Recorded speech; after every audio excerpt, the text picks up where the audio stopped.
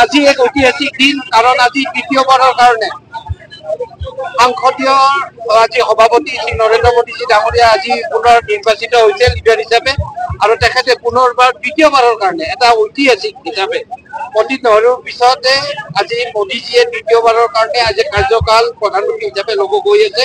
আর এই ঐতিহাসিক দিনত আমি ভারতীয় জনতা পার্টির সকলো কার্যকর্তাই বেশ উৎসাহিত হয়েছো আর আনন্দ যি কষ্ট আমি ইলেকশনত করেছিল তার ফল আমি দেখিবলৈ পাইছো।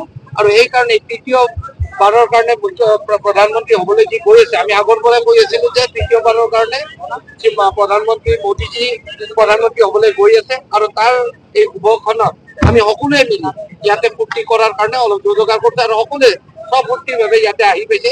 আৰু এই দিনটোত আমি সকলোৱে মিলি ৰঙেৰে হওক,